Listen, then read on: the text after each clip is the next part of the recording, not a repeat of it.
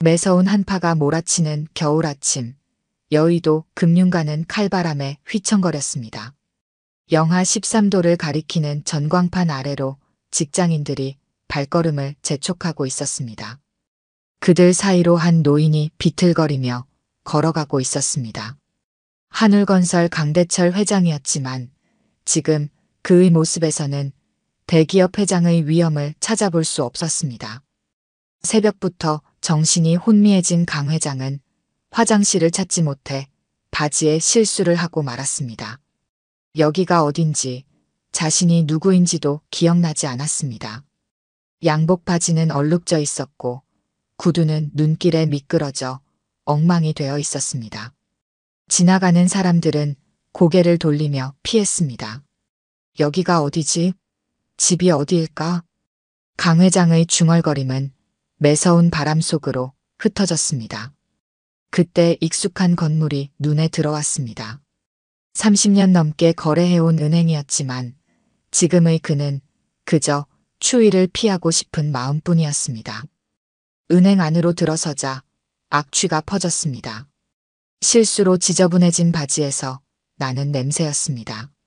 몇몇 고객들이 인상을 찌푸리며 자리를 피했고 은행 직원들은 서로 눈치를 보았습니다.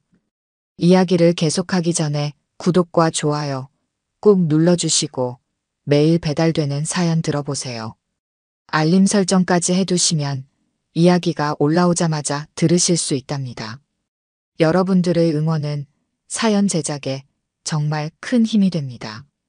저기요, 여기는 은행입니다. 밖으로 나가주시겠어요? 중년의 여직원이 차가운 목소리로 말했습니다. 강 회장은 말을 하려 했지만 이가 덜덜 떨려 제대로 된 소리가 나오지 않았습니다. 아저씨, 냄새가 너무 심하시네요. 다른 고객분들이 불편해하세요. 경비님, 이분 좀 내보내주세요. 직원들의 말이 귓가에서 맴돌았습니다. 창구에 있던 젊은 여직원들은 손으로 코를 막은 채 수군거렸고 경비원이 강 회장에게 다가오려 했습니다. 그때였습니다. 잠시만요. 한 여직원이 급히 자리에서 일어났습니다. 입사 3개월 차 신입사원 임지은이었습니다. 할아버님, 이쪽으로 오세요. 제가 도와드리겠습니다. 임지은은 주저없이 강 회장에게 다가갔습니다. 다른 직원들이 놀란 눈으로 그녀를 바라보았지만 임지은은 아랑곳하지 않았습니다. 차장님, 상담실 좀 사용해도 될까요? 할아버님 상태가 많이 안 좋아 보이세요. 지은 씨, 그래도 다른 고객들이. 제가 책임지겠습니다. 할아버님, 이쪽으로 오세요. 임지은은 강 회장의 팔을 조심스럽게 부축했습니다. 상담실로 모시는 동안 그녀는 악취에도 얼굴을 찌푸리지 않았습니다. 할아버님, 많이 추우셨죠? 제가 따뜻한 차부터 가져다 드릴게요. 임지은은 재빨리 차를 준비했습니다. 그리고 자신의 사물함에서 비상용으로 준비해둔 수건과 담요를 가져왔습니다. 여기 수건으로 좀 닦으세요. 제가 바지도 좀 닦아드릴게요. 다른 직원들은 상담실 유리창 너머로 이 광경을 지켜보며 고개를 절레절레 흔들었습니다. 저 신입 미쳤나? 저런 사람한테 저렇게까지 해줘? 냄새나는 노숙자한테 수건까지 주고 저러다 잘못되면 어쩌려고. 하지만 임지은의 행동은 멈추지 않았습니다.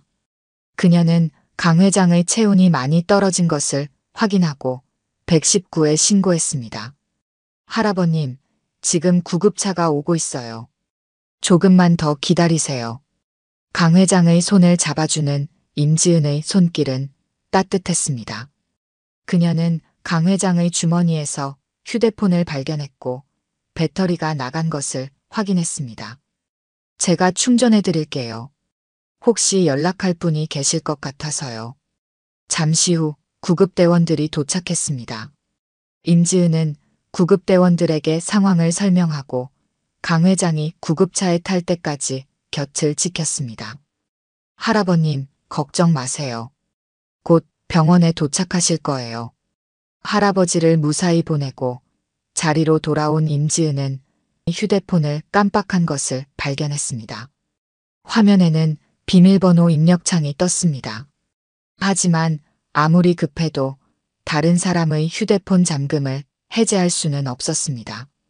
우선 내일까지 휴대폰을 보관했다가 할아버지가 찾으러 오지 않으시면 119로 연락해보기로 했습니다. 구급차는 강 회장을 여의도성 모병원 응급실로 이송했습니다. 의료진은 체온 저하와 탈수 증세를 확인하고 신속히 응급처치를 시작했습니다. 초기 검사 결과 다행히 큰 문제는 없었지만 의식이 혼미한 상태였기에 즉시 입원 조치가 내려졌습니다. 하루 종일 미아로 실종 신고되어 있던 강 회장을 찾기 위해 한울건설은 발칵 뒤집혀 있었습니다. 경찰에 신고하고 CCTV를 확인하는 등 모든 수단을 동원했지만 소식이 없었습니다. 병원 측에서도 신원미상의 노인이라 보호자를 찾을 방법이 없었습니다. 다음 날 아침이 되어서야 강 회장은 의식을 완전히 되찾았습니다. 낯선 병실에서 눈을 뜬 그는 한참을 혼란스러워했지만 이내 자신에게 무슨 일이 있었는지 기억해냈습니다. 간호사에게 자신이 한울건설 회장이라고 밝히자 병원은 즉시 움직였습니다. 병원 관계자가 경찰에 연락했고 경찰은 실종 신고가 접수되어 있던 한울건설 비서실에 소식을 전했습니다. 1시간도 채 지나지 않아 비서실장과 의료진이 병실에 모였습니다. 의료진은 치매 초기 증상이라는 진단을 내렸고 비서실장은 침통한 표정으로 이를 받아들였습니다. 강 회장은 차분히 전날의 기억을 더듬어 보았습니다. 대부분은 흐릿했지만 은행에서 자신을 인간답게 대해준 젊은 여직원의 모습만은 선명히 떠올랐습니다. 한참을 생각에 잠긴 강 회장의 눈빛이 달라졌습니다. 그는 비서실장에게 재무팀장을 호출하라고 지시했습니다. 다음 날 아침 여의도성 모병원 VIP 병실은 적막했습니다. 강대철 회장은 창가에 서서 맑은 겨울 하늘을 바라보고 있었습니다. 의료진으로부터 치매 초기 진단을 받은 직후였지만 그의 눈빛은 어제와는 완전히 달랐습니다. 날카로운 기업인의 눈빛이 되돌아온 것입니다. 병실 안에는 담당 의사가 남긴 진단서가 놓여 있었습니다. 초기 단계의 치매 증상이지만 약물 치료로 진행 속도를 늦출 수 있다는 내용이었습니다. 강 회장은 그 진단서를 묵묵히 바라보다가 비서실장에게 오동혁 재무팀장을 호출하라 지시했습니다. 창밖으로는 여의도의 아침 풍경이 펼쳐졌습니다. 하얀 서리가 내린 나무들 사이로 직장인들이 분주히 오가는 모습이 보였습니다. 그 풍경 속에서 강 회장은 어제의 기억을 하나씩 되짚어 보았습니다. 30년 동안 거래해온 은행에서 겪은 수모, 차가운 시선들, 그리고 유일하게 자신을 인간으로 대해준 그 젊은 여직원의 따뜻한 마음까지. 오전 8시 오동혁 재무팀장이 병실에 도착했습니다. 강 회장은 이미 간단한 치료를 마치고 퇴원 수속을 밟고 있었습니다.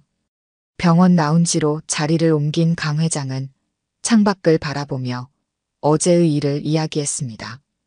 자신이 겪은 수모와 그 속에서 발견한 한 줄기 인간미를 차분히 전했습니다. 오 부장의 얼굴이 굳어졌습니다. 어제 회장님이 실종되었다는 연락을 받고 회사가 발칵 뒤집혔던 일, 자신들이 30년간 거래해온 은행에서 이런 일이 있었다는 사실에 그는 깊은 충격을 받았습니다. 강 회장의 지시는 신속했습니다. 우선 한울그룹이 여의도 중앙지점에 예치한 모든 자금 현황을 파악하라는 것이었습니다. 계열사를 포함한 총액은 3천억에 달했습니다. 매월 발생하는 수수료 수익만 해도 수십억이었고 환전이나 무역금융 등 부수 업무까지 포함하면 은행 입장에서는 절대 놓칠 수 없는 대형 거래처였습니다. 강 회장은 이 모든 자금을 전면 재배치하라고 지시했습니다. 다만 그 과정에서 한 가지 특별한 조건이 있었습니다. 어제 자신을 도와준 젊은 여직원의 신상 정보를 파악하고 모든 신규 거래를 그 직원에게 몰아주라는 것이었습니다. 이것은 단순한 보복이나 감정적인 대응이 아니었습니다. 한 사람의 진정성을 확인하고 그에 합당한 보상을 하고자 하는 기업인의 냉철한 판단이었습니다. 오전 9시 한울그룹 재무팀이 일제히 움직이기 시작했습니다. 각 계열사 자금 담당자들이 긴급 소집되었고 은밀한 지시가 하달되었습니다. 다음 날부터 시작될 자금 이동을 위한 준비였습니다. 서류가 정리되었고 인감 도장이 준비되었으며 자금 이체 계획이 수립되었습니다. 재무팀의 조사 결과도 속속 올라왔습니다. 그 여직원은 임지은이라는 23기 신입사원이었고 올해 초 입행한 직원이었습니다. 성실하고 친절하다는 평가를 받고 있었지만 특별히 눈에 띄는 실적은 없었습니다. 그저 평범한 신입사원에 불과했습니다. 하지만 강 회장의 눈에는 그녀의 진정성이 특별하게 보였습니다. 오후가 되자 한울그룹의 움직임이 금융가에 은밀하게 감지되기 시작했습니다. 대규모 자금 이동이 예상된다는 소문이 퍼졌고 여러 은행들이 예의주시하기 시작했습니다. 특히 여의도 중앙지점과 거래가 많은 기업들의 움직임을 면밀히 관찰했습니다. 강 회장은 마지막으로 한 가지 지시를 더했습니다. 자신의 휴대폰은 이틀 후 직접 찾으러 가겠다는 것이었습니다. 이는 단순히 물건을 찾으러 가는 것이 아닌 그날의 상황을 직접 마무리 짓고자 하는 의도였습니다. 또한 그 과정에서 임지은이라는 사람이 정말 자신이 본 그대로의 인물인지 확인하고 싶었습니다. 저녁이 되자 한울그룹의 움직임은 더욱 구체화되었습니다. 각 계열사는 다음 날 아침부터 시작될 자금 이동을 위한 만반의 준비를 마쳤습니다. 새로 거래를 시작할 은행들도 선정되었고 필요한 서류도 모두 갖춰졌습니다. 다만 여의도 중앙지점의 일부 거래는 특별히 남겨두기로 했습니다. 임지은이라는 직원을 통해 진행될 거래였습니다. 밤이 깊어갈수록 금융가의 소문은 더욱 무성해졌습니다. 누구도 정확한 내용은 알지 못했지만 무언가 큰 변화가 시작되고 있음을 직감했습니다. 여의도의 거리는 여전히 매서운 칼바람이 불었고 그 차가운 바람 속에서 내일이 시작되기를 기다렸습니다. 한울그룹의 자금이 움직이기 시작한다는 것은 여의도 금융가에서 작은 지진과도 같은 일이었습니다. 오랜 시간 유지되어 온 거래 관계가 흔들린다는 것은 단순한 금전적 손실을 넘어서는 의미를 가졌습니다. 그것은 신뢰의 문제였고 금융권의 오랜 관행에 대한 경종이기도 했습니다. 다음 날 아침 여의도 중앙지점은 평소와 다름없이 문을 열었습니다. 하지만 이 평화로운 시작은 오래가지 못했습니다. 오전 9시 한울건설의 자금팀 과장이 은행을 찾아왔습니다. 500억 규모의 신규 프로젝트 자금을 예치하러 왔다는 그는 의외의 요구를 했습니다. 신입사원 임지은을 찾는다는 것이었습니다. 지점장의 얼굴이 굳었습니다. 이런 대규모 거래는 통상 지점장이나 최소한 팀장급이 담당하는 것이 관례였습니다. 신입 직원에게 이런 거래를 맡긴다는 것은 상상조차 할 수 없는 일이었습니다. 하지만 한울건설 측은 완강했습니다. 임지은이 아니면 거래하지 않겠다는 입장이었습니다. 임지은은 영문도 모른 채 거액의 거래를 맡게 되었습니다. 그녀는 여전히 첫날처럼 정성스럽게 일했고 거래 규모에 상관없이 모든 절차를 꼼꼼히 확인했습니다. 다른 직원들은 의아한 눈길을 보냈지만 그녀는 그저 자신의 방식대로 일할 뿐이었습니다. 오전이 채 끝나기도 전에 지점 분위기가 심상치 않게 돌아갔습니다. 한울그룹의 자금이 이동하기 시작한 것입니다. 일부는 다른 은행으로 옮겨갔고 남은 거래는 모두 임지은에게 이관되었습니다. 특히 신규 프로젝트 자금 500억이 신입사원의 실적으로 잡히자 지점 내에는 미묘한 긴장감이 감돌았습니다. 창구 직원들은 서로 눈치를 보며 어제 있었던 일을 떠올렸습니다. 한울그룹이 보내는 신호가 심상치 않았습니다. 특히 그날 초라한 노인을 무시했던 직원들의 얼굴에는 불안감이 역력했습니다. 오랜 기간 공들여온 거래처와의 관계가 한순간에 흔들리고 있었기 때문입니다. 소문은 금융가를 타고 퍼져나갔습니다. 한울그룹이 거래은행을 재편하고 있다는 소식에 다른 은행들이 바빠졌습니다. 각 지점에서는 한울그룹의 신규 자금을 유치하기 위한 전략회의가 열렸고 영업 담당자들은 발 빠르게 움직이기 시작했습니다. 하지만 더욱 흥미로운 것은 남아있는 거래가 신입 직원에게 이관되고 있다는 사실이었습니다.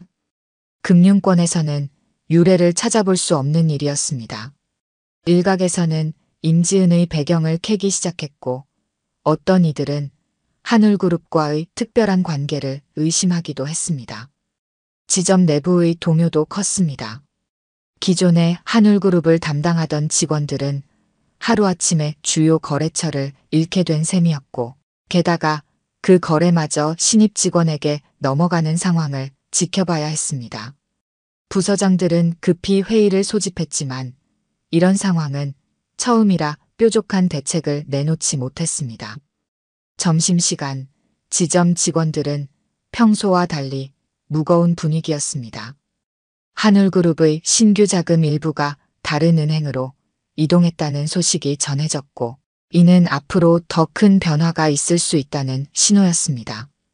직원들은 자신들의 실적과 향후 전망을 걱정하며 조용히 식사를 이어갔습니다. 오후에 들어서자 상황은 더욱 복잡해졌습니다. 한울그룹과 거래하는 협력사들이 문의 전화를 걸어오기 시작했습니다. 거래처들은 한울그룹의 자금 이동이 자신들과도 관련이 있는지 촉각을 곤두세우고 있었습니다. 영업점의 분위기는 그 어느 때보다 긴박했습니다. 임지은의 하루는 정신없이 바빴습니다. 쉴 틈도 없이 쏟아지는 거래를 처리하느라 점심도 제대로 먹지 못했습니다. 그러나 그녀의 태도는 변함이 없었습니다. 여전히 모든 고객을 정성껏 대했고 작은 거래라도 소홀히 하지 않았습니다. 이런 그녀의 변함없는 모습은 주변 동료들에게 오히려 더 큰 울림을 주었습니다.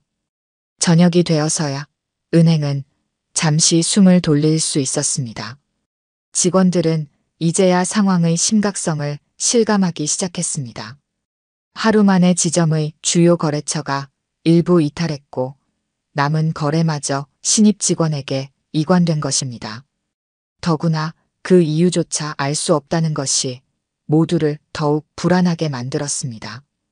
밤늦게까지 이어진 지점 회의에서는 갖가지 추측이 오갔습니다.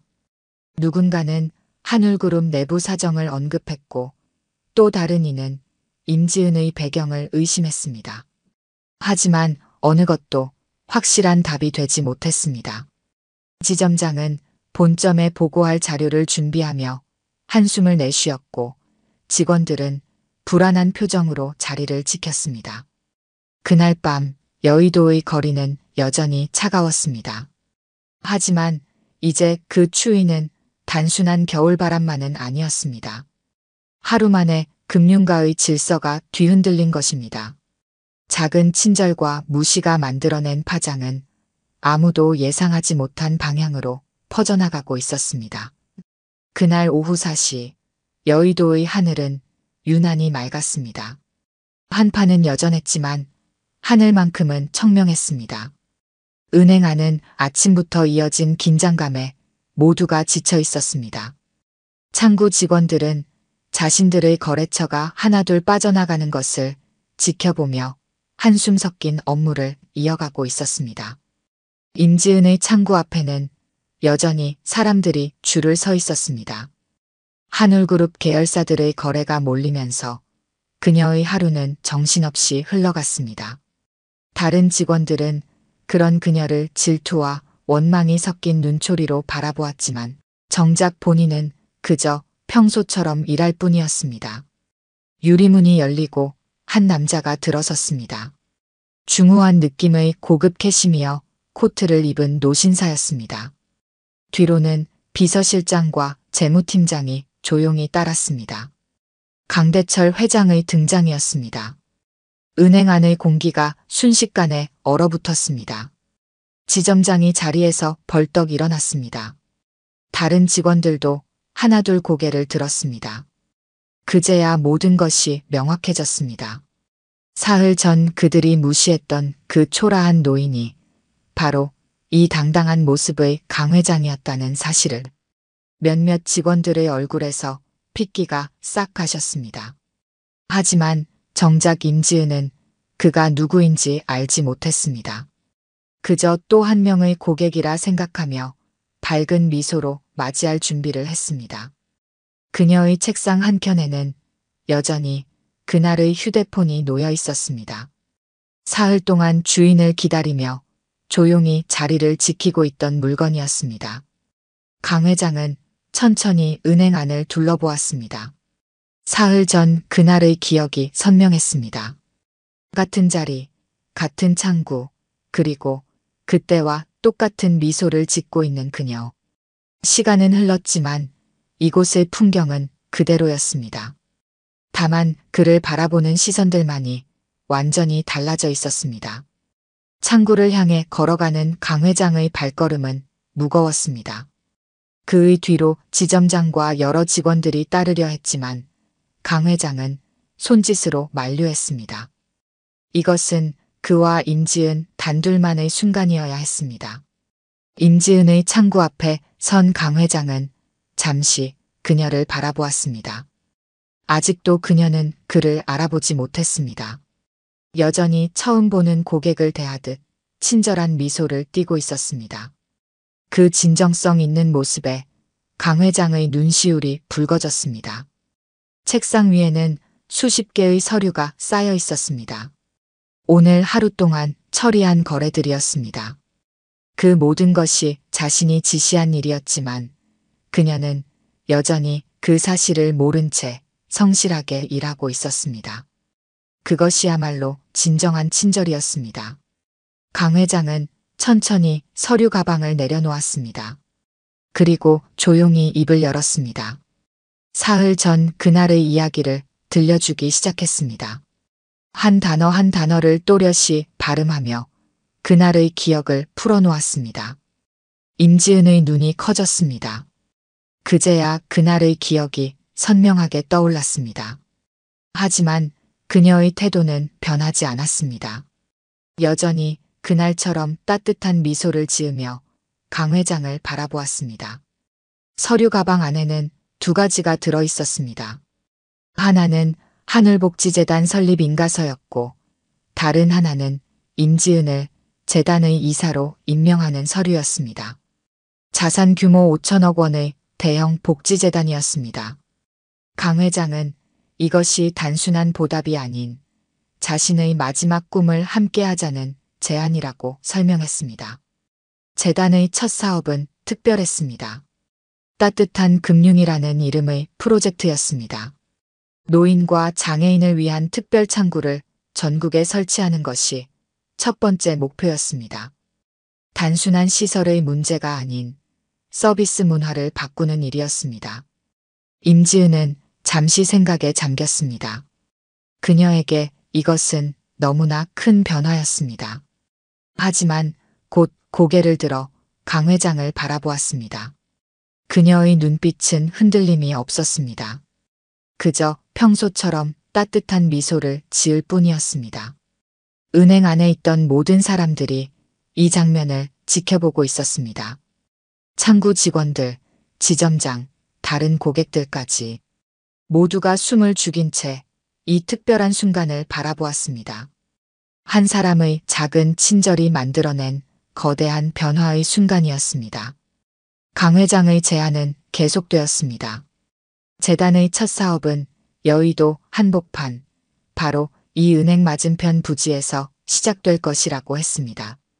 10층짜리 건물이 들어설 예정이었고 1층에는 특별한 은행 창구가 마련될 것이라고 했습니다.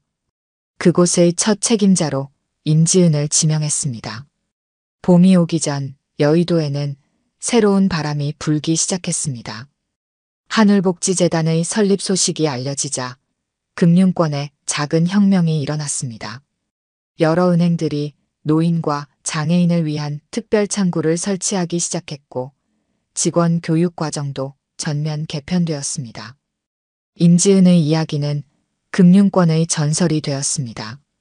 신입 직원 교육에서는 반드시 다루어야 할 사례가 되었고 임지은 정신이라는 말까지 생겨났습니다. 진정한 서비스는 상대방의 겉모습이나 지위가 아닌 한 사람의 존엄성을 인정하는 것에서 시작된다는 교훈이었습니다. 강 회장의 치매는 점점 진행되어 갔지만 그가 마지막으로 남긴 선물은 계속해서 빛을 발했습니다. 매일 아침 여의도의 거리에는 수많은 사람들이 오갑니다. 그들 중에는 미처 자신이 누구인지 기억하지 못하는 이들도 있을 것입니다. 하지만 이제 이들은 더 이상 혼자가 아닙니다. 누군가의 따뜻한 손길이 그들을 기다리고 있기 때문입니다. 겨울은 언제나 봄을 향해 걸어갑니다. 매서운 한파도 언젠가는 누그러지고 차가운 바람도 결국은 멈추게 됩니다. 임지은이 보여준 작은 친절도 그렇게 따뜻한 봄바람이 되어 세상을 데우고 있었습니다. 오늘 들려드린 이야기가 여러분의 마음에 작은 울림이 되었기를 바랍니다. 아까 깜빡하신 분들이 계셨다면 좋아요와 구독 부탁드려요. 다음 사연을 들려드리는데 큰 힘이 된답니다. 그리고 여러분의 이야기도 댓글로 들려주세요. 다음 이야기 때 또 뵙겠습니다. 서울 강남의 특급 호텔 그랜드 머큐어는 새벽부터 분주했습니다. 로비의 크리스탈 샹들리에가 은은하게 빛나는 새벽 4시, 김정희는 늘 그렇듯 청소도구를 꺼내고 있었습니다. 68세의 나이가 무색하게 그녀의 몸놀림은 정확했고 청소도구를 다루는 손길은 노련했습니다. 이야기를 계속하기 전에 구독과 좋아요 꾹 눌러주시고 매일 배달되는 사연 들어보세요. 알림 설정까지 해두시면 이야기가 올라오자마자 들으실 수 있답니다. 여러분들의 응원은 사연 제작에 정말 큰 힘이 됩니다. 정희 할머니, 오늘도 일찍 오셨네요. 안내 데스크의 젊은 직원이 건성으로 인사를 건넸습니다. 정희는 잔잔한 미소로 답했습니다. 5년째 이어온 새벽 청소 일과의 시작이었습니다. 그녀는 매일 이 시간이면 호텔의 구석구석을 돌며 먼지를 닦고 얼룩을 지우고 카펫을 정리했습니다. 20층 VIP 스위트룸 구역으로 올라가는 엘리베이터 안에서 정희는 자신의 모습을 비춰보았습니다. 낡은 회색 유니폼, 반듯하게 정돈된 흰 머리, 그리고 왼쪽 가슴에 달린 STAFF 배지까지. 누가 봐도 평범한 노년의 청소부였습니다. 카트에 실은 청소도구들은 이미 그녀의 일부가 된 듯 했습니다. 엘리베이터가 20층에 멈췄습니다. 문이 열리자 호텔의 최고급 층다운 고요함이 그녀를 맞이했습니다. 복도는 두꺼운 레드카펫으로 깔려 있었고 벽에는 유명 작가들의 그림이 걸려 있었습니다. 정희는 묵묵히 일을 시작했습니다. 창틀의 먼지를 털고 화분의 마른 잎을 정리하고 거울을 닦아냈습니다. 할머니, 2001호는 오늘 들어가지 마세요. 오늘 오후에 귀빈이 오시거든요. 지배인 최 부장이 지나가며 말했습니다. 그의 목소리에는 어딘가 무시하는 듯한 뉘앙스가 묻어 있었습니다. 정희는 고개를 끄덕였습니다. VIP 객실은 늘 이랬습니다. 청소부의 출입을 꺼렸고 그들은 그저 보이지 않는 존재여야 했습니다. 직원 휴게실에서는 이따금 수군거림이 들렸습니다. 젊은 직원들은 정희를 불쌍한 할머니로 여겼고 덜어는 왜 이 나이에 이런 고된 일을 하는지 의아해했습니다. 하지만 정희는 그런 시선이 전혀 불편하지 않았습니다. 오히려 미세하게 입꼭지가 올라갔습니다. 청소를 하다 보면 이런저런 이야기들이 들려왔습니다.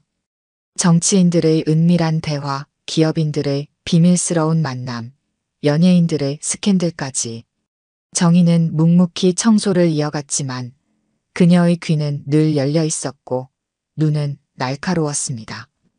창밖으로는 서울의 새벽이 밝아오고 있었습니다. 높은 빌딩들 사이로 비치는 햇살이 유리창에 반사되어 반짝였습니다. 정희는 잠시 걸레질을 멈추고 창 너머를 바라보았습니다.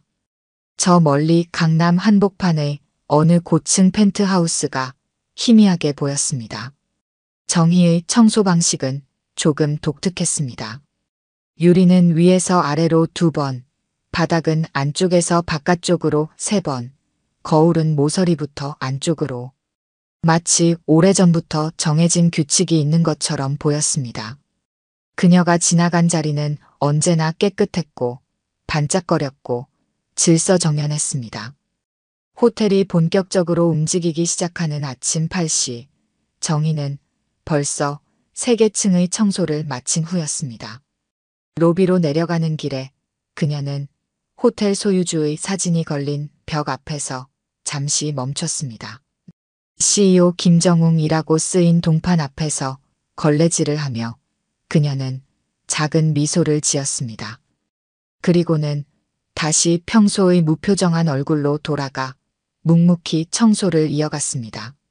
오래된 은행원이 거래 내역을 꿰고 있듯 정희는 호텔의 모든 일상을 파악하고 있었습니다.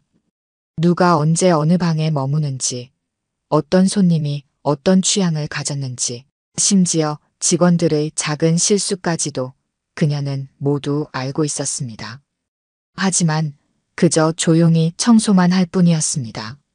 오후가 되자 정희는 허리를 굽혀 신발끈을 고쳐 매었습니다. 퇴근길, 그녀는 직원 식당에서 얻어온 김치를 비닐봉지에 담아 들고 있었습니다. 보안 요원이 가볍게 목례를 했고 정희는 힘없이 손을 들어 인사를 했습니다. 누가 봐도 평범한 나이든 청소부 할머니의 퇴근길이었습니다. 호텔 직원들 사이에 술렁임이 퍼졌습니다. 대형그룹 김준호 회장이 오늘 저녁 투숙한다는 소식이었습니다. 재계 서열 3위의 재벌 총수가 호텔에 묵는다는 것만으로도 대단한 일이었지만 이번에는 더 특별한 이유가 있었습니다. 내일이면 그룹의 새로운 50년이 시작된다는 발표가 있을 예정이었기 때문입니다. 정희는 20층 복도를 청소하며 직원들의 이야기에 귀를 기울였습니다. 장남 김태성 부회장은 10년 전부터 그룹 경영을 맡아왔다고 했습니다. 냉철한 판단력으로 회사를 이끌어 실적은 매년 갱신되었고 해외 진출도 성공적이었다고 했습니다. 직원들은 그를 얼음 왕자라고 부른다고 했습니다. 오후 6시 호텔 정문으로 검은색 리무진이 들어섰습니다. 정희는 로비 구석에서 화분을 정리하며 상황을 지켜보았습니다. 먼저 비서진과 임원들이 내렸고 이어서 김태성이 나왔습니다. 마지막으로 김준호 회장이 천천히 차에서 내렸습니다. 80세의 노 회장은 지팡이에 의지한 채 걸었습니다. 하지만 그의 눈빛만큼은 또렷했습니다. 정희는 문득 그의 눈에서 담담한 결의가 깃든 것을 발견했습니다. 이상한 일이었습니다. 내일이면 아들에게 경영권을 물려준다는 사람의 표정이라고 하기엔 너무나 단단해 보였습니다. 우리 태성이가 이제 책임질 때가 됐지. 하지만 회사는 한 사람의 것이 아니야. 김 회장의 말이 로비에 울렸습니다. 태성의 얼굴이 순간 굳었습니다. 정희는 그 순간을 놓치지 않았습니다. 은행에서 일하던 시절 돈 앞에서 일그러지는 사람들의 표정을 수없이 보아왔습니다. 그날 밤늦게까지 호텔은 분주했습니다. 태성의 측근들로 보이는 임원들이 끊임없이 드나들었고 서류 가방을 든 사람들도 있었습니다. 정희는 늦은 청소를 핑계로 주변을 맴돌았습니다. 내일 발표에서 회장님이 그룹 지분 30%를 사회재단에 기부한다고 하면 어떡합니까? 우리가 쥐고 있어야 할 지분이. 임원들의 대화가 들려왔습니다. 태성은 창밖만 바라보고 있었습니다. 그의 눈빛이 점점 차가워졌습니다. 다음 날 아침 정희는 평소보다 일찍 출근했습니다. 로비를 지나는데 구급차 소리가 들렸습니다. 알고 보니 김 회장의 비서가 갑자기 심한 복통을 호소해 병원으로 실려갔다고 했습니다. 10년 넘게 회장의 식사를 책임지던 사람이었습니다. 아버님의 저녁 식사만 끝나면 됩니다. 오늘 발표는 제가 준비한 대로만 해주십시오. 태성의 목소리가 복도 끝에서 들려왔습니다. 정희는 무심히 걸레질을 하는 척하며 귀를 기울였습니다. 발표문을 바꿨다는 이야기, 아버지를 설득하지 못했다는 이야기가 오갔습니다. 오후가 되자 기자들이 모여들기 시작했습니다. 대형 그룹의 새로운 시대를 알리는 행사가 시작되려는 찰나 정희는 마지막으로 한 가지를 더 목격했습니다. 태성의 비서가 주방으로 향하는 길이었습니다. 그의 손에는 작은 약병이 들려 있었습니다. 오후가 되자 기자들이 모여들기 시작했습니다. 대형 그룹의 새로운 시대를 알리는 행사가 시작되려는 찰나 정희는 마지막으로 한 가지를 더 목격했습니다.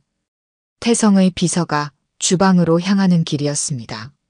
그의 손에는 작은 약병이 들려 있었습니다. 정희는 주방 쪽으로 천천히 걸음을 옮겼습니다. 주방에서는 저녁 만찬 준비가 한창이었습니다.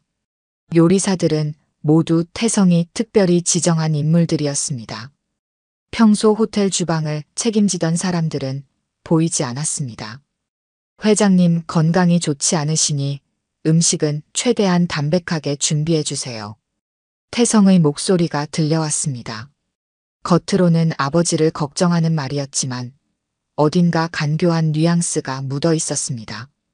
정희는 걸레질을 하며 주방 구석구석을 살폈습니다.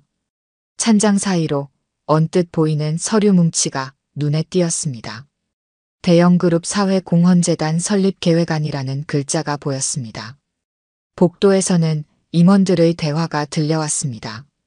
김 회장이 최근 미국의 한 부자처럼 재산의 대부분을 사회에 환원하고 싶다는 뜻을 밝혔다고 했습니다. 가족들의 극심한 반대에도 불구하고 이미 법무법인과 서류 작업을 마쳤다는 이야기였습니다. 아버님이 노년에 미쳤어. 우리 그룹이 자선단체인 줄 아나. 태성의 분노 섞인 목소리가 들려왔습니다. 정희는 문득 신문에서 본 기사가 떠올랐습니다. 대형 그룹이 최근 동남아에서 큰 사고를 일으켰고 수백 명의 노동자가 희생된 사건이었습니다.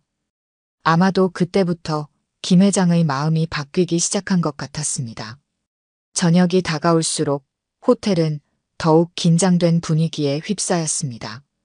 정희는 태성의 비서가 주고받은 문자를 우연히 보았습니다. 오늘 밤이 마지막 기회입니다. 그리고 주방에서 나오는 그의 손에는 아까 보았던 약병이 들려있지 않았습니다. 저녁 8시 호텔 최고급 레스토랑은 귀빈들로 가득 찼습니다. 기자들은 입구 밖에서 발표를 기다리고 있었고 재계 인사들이 삼삼오오 모여 이야기를 나누고 있었습니다. 정희는 레스토랑 입구 화분에 물을 주는 척하며 상황을 지켜보았습니다. 김 회장이 태성의 부축을 받으며 입장했습니다. 노 회장의 걸음걸이가 평소보다 더 불안정해 보였습니다. 하지만 그의 눈빛만큼은 흔들림이 없었습니다. 자리에 앉은 김 회장은 수건으로 땀을 닦았습니다. 회장님, 물 가져왔습니다. 직원이 물을 따랐고 김 회장은 목을 축였습니다. 태성이 옆에서 특별히 준비했다는 와인 한 병을 들고 서 있었지만 김 회장은 고개를 저었습니다. 난 물로 충분하다. 오늘은 정신이 맑아야 하니까. 태성의 인매가 굳어졌습니다. 정희는 그의 손이 미세하게 떨리는 것을 발견했습니다. 주방에서는 직원들이 요리를 나르기 시작했습니다. 정희는 조용히 주방으로 향했습니다. 쓰레기를 버린다는 핑계였습니다. 요리사들은 김 회장의 메인 디시를 준비하고 있었습니다. 그때 태성의 비서가 주방으로 들어왔습니다. 이 소스를 회장님 요리에만 특별히 넣어주세요. 건강식으로 준비한 것입니다. 정희는 그 순간 망설임 없이 걸레를 들고 주방 구석으로 향했습니다. 일부러 걸레를 떨어뜨렸고 몸을 굽혀주우면서 소스가 있는 조리대를 건드렸습니다. 소스 그릇이 바닥으로 떨어져 산산조각이 났습니다. 죄송합니다. 제가 실수를. 임시 수행 비서가 창백한 얼굴로 주방을 뛰쳐나갔습니다. 그때 밖에서 김 회장의 목소리가 들렸습니다. 이제 발표를 시작하겠습니다. 태성의 얼굴이 하얗게 질렸습니다. 그는 다시 와인병을 들었습니다. 아버지가 발표문을 꺼내드는 순간 태성이 앞으로 나섰습니다. 아버님, 시작하시기 전에 제가 준비한 와인으로 건배 한 잔 하시죠. 정희는 태성의 목소리에서 절박함을 느꼈습니다. 그녀는 재빨리 김 회장의 테이블 뒤로 돌아갔습니다. 태성이 와인을 따르려는 순간 정희는 카트를 밀다가 넘어지는 척을 했습니다. 카트가 테이블을 강하게 쳤고 테이블 위에 모든 잔이 넘어졌습니다. 이런, 죄송합니다. 제가 너무 다리가. 정희는 허리를 부여잡고 고통스러워하는 척했습니다. 경호원들이 달려왔고 태성은 자리에 굳어버렸습니다. 하필 그 순간 김 회장이 정희를 유심히 바라보았습니다.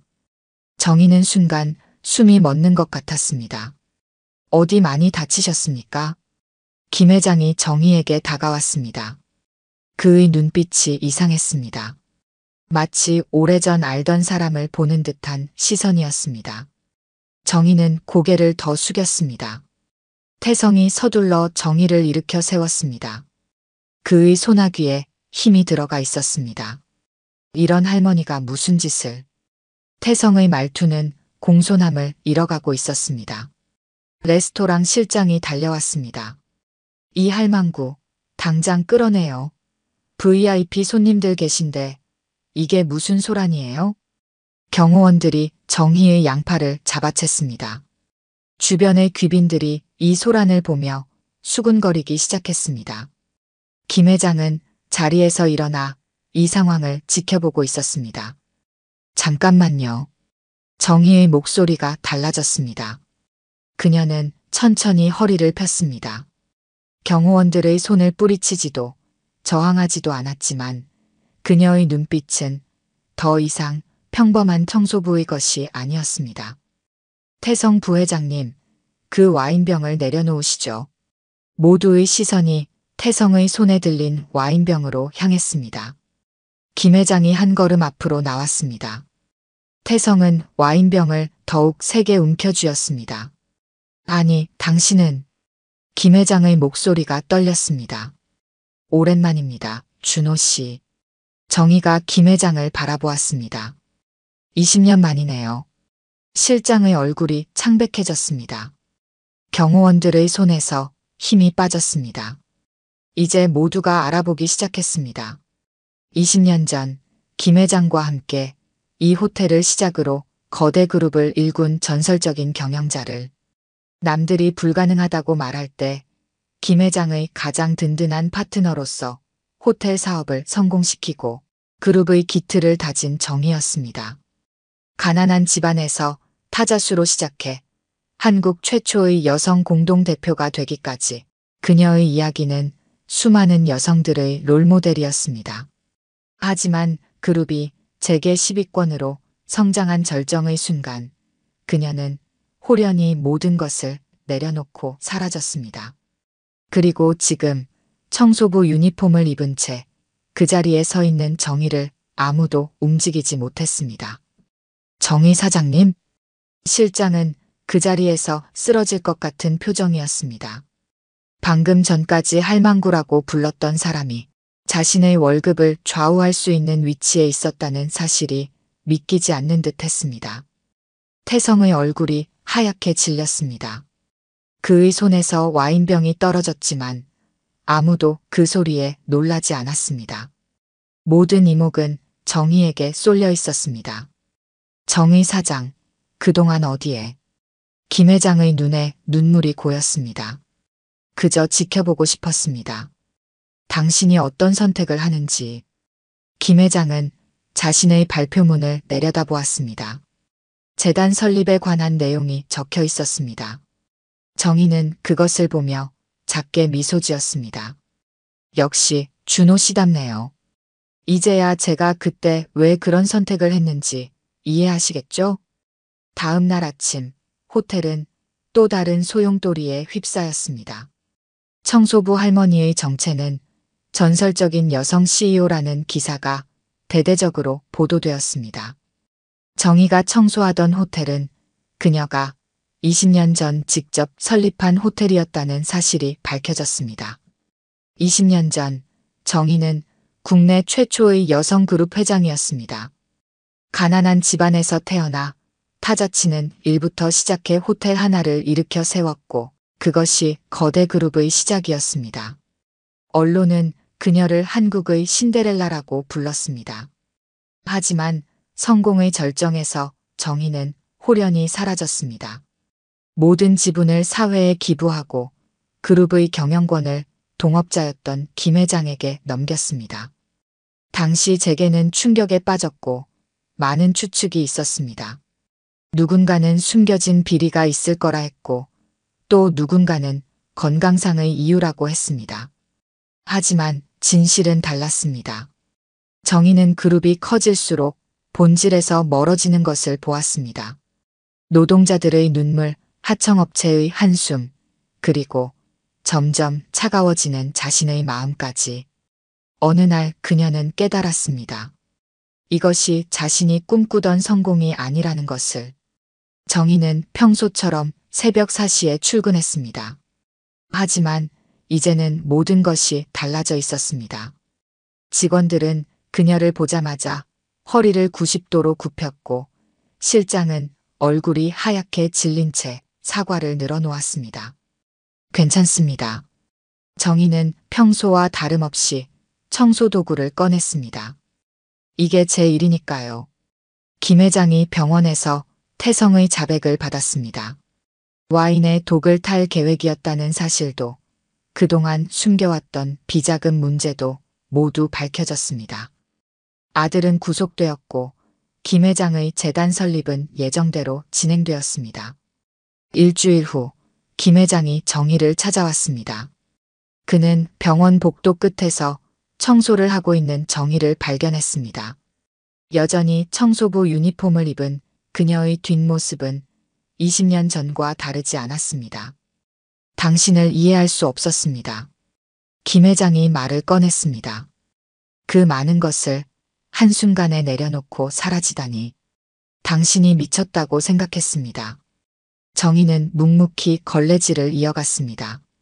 IMF가 오고 직원들을 내보내야 할 때 당신의 선택이 옳았다는 걸 조금은 알 것 같았습니다. 하지만 여전히 이해할 수 없었죠. 이제는 이해하시나요? 정희가 고개를 들었습니다. 네. 태성이를 보면서 돈과 권력이 우리를 어떻게 만드는지 뼈저리게 깨달았습니다.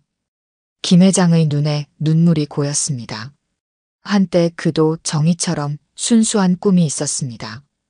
더 나은 세상을 만들겠다는, 모두가 행복한 회사를 만들겠다는 그 꿈이 언제부터 흐려졌는지 기억조차 나지 않았습니다. 돌아오시겠습니까? 그룹으로. 아니면 최소한 이 호텔이라도. 정희는 고개를 저었습니다. 여기가 제 자리입니다. 청소를 하면서 전 많은 것을 배웠습니다. 매일 아침 제가 청소한 자리가 반짝반짝 빛날 때, 그때 저는 제가 꿈꾸던 행복을 느낍니다. 그녀는 잠시 말을 멈추었다가 이어갔습니다. 이곳에서 저는 매일 새로운 세상을 봅니다. 출근하는 직원들의 표정에서 그들의 삶을 읽고 손님들의 발걸음에서 그들의 사연을 봅니다. 청소 부이기에 보이는 것들이죠. 그리고 가끔은 오늘처럼 누군가를 도울 수도 있습니다. 김 회장은 이해할 수 있었습니다.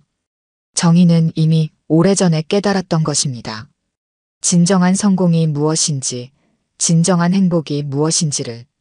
그 후 정희는 여전히 매일 아침 4시에 청소를 시작했습니다. 호텔의 소유주라는 사실이 알려졌지만 그녀는 단 하나도 바꾸지 않았습니다. 다만 이제는 직원들이 그녀를 다르게 바라보게 되었습니다. 청소부들은 더 이상 외면받는 존재가 아니었습니다. 그들의 일이 존중받기 시작했고 호텔의 분위기도 조금씩 달라졌습니다. 정희는 그것으로 충분했습니다. 어느 날 한 젊은 청소부가 정희에게 물었습니다. 할머니, 왜 이 일을 계속하세요? 이제 다들 알잖아요. 할머니가 누군지. 정희는 빙그레 웃었습니다. 난 지금 여기가 좋단다. 여긴 내가 있어야 할 자리야. 그녀의 말대로였습니다.